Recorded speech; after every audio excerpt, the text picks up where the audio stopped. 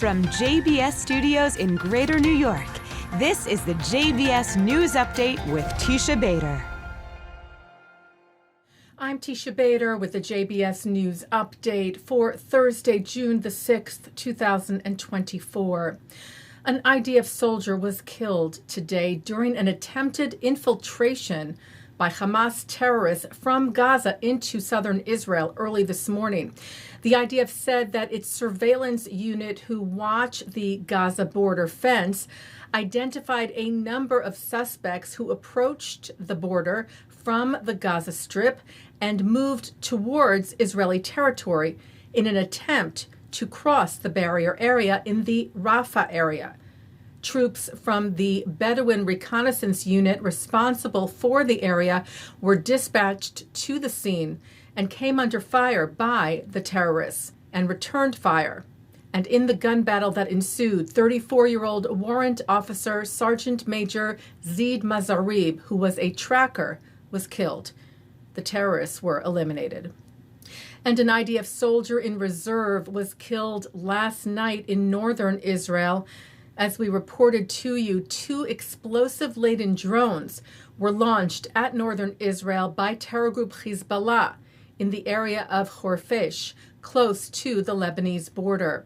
39-year-old Staff Sergeant in Reserve Rafael Kauders was killed in the attack, which also injured at least 10 others, one of them seriously, also a soldier. The IDF is investigating why alert sirens did not sound in the area to let the Israeli troops know of the incoming fire. The IDF responded to the attack from Lebanon, hitting Hezbollah terror targets in the area.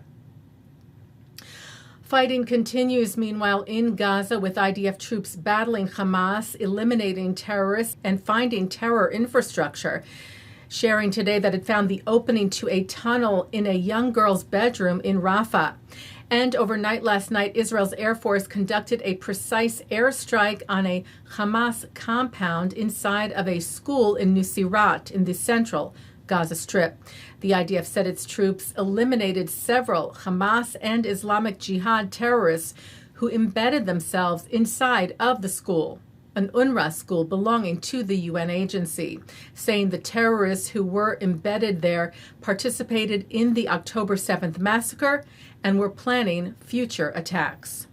Hamas accused Israel of committing a massacre at the site of the school compound, as part of the compound is also occupied by civilians, but the IDF stressed that it precisely targeted 3 classrooms in the compound only, where 20 to 30 terrorists were gathered, which was a completely different area from where the civilians were sheltering.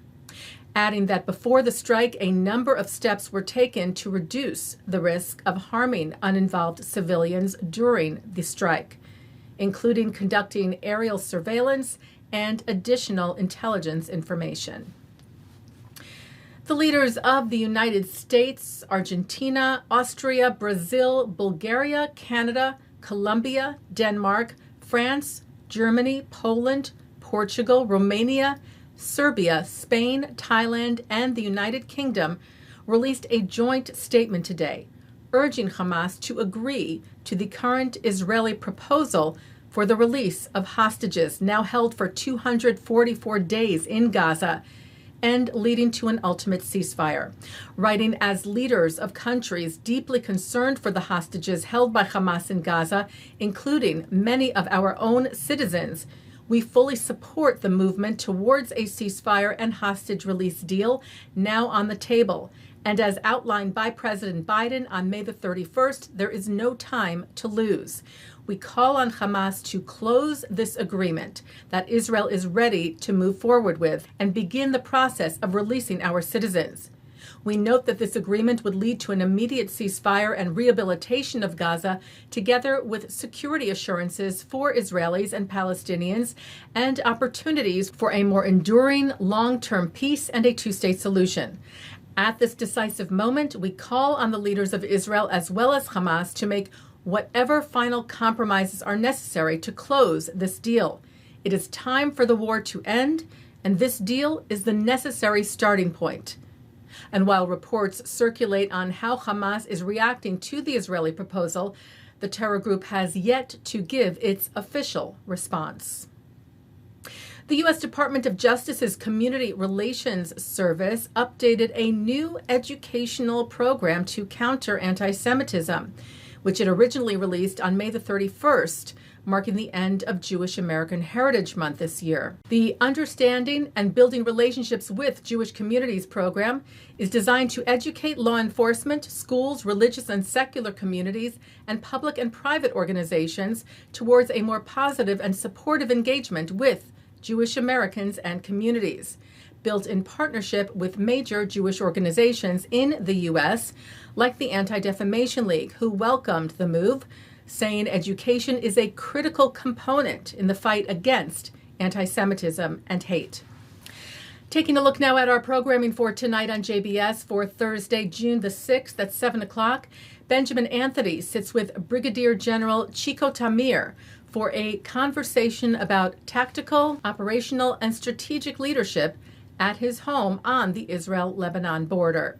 At 8, Shahar Azani speaks with Millet Ben-Haim, a survivor of the Hamas massacre at the Nova Music Festival, who shares her story and discusses the Nova Music Festival exhibit that is currently traveling across the U.S., showing the horrors of October the 7th. That is followed by Rabbi Ammiel Hirsch speaking to Ben Landau about his harrowing story of surviving the Nova massacre. At 9, Dani Ayalon talks about the Six-Day War on L'chaim. At 10, FIDF CEO Steve Weil is joined by attorney Richard Heidemann, who discusses the history of terrorism focused at Israel, holding sponsors of terror legally accountable, the cases being brought in regards to the October 7th Hamas attacks, and more. That is also coming up next. And then at 10:30, it's an encore of this newscast. And that's the JBS News Update for Thursday, June the 6th, 2024. I'm Teisha Bader. Am Yisrael Chai.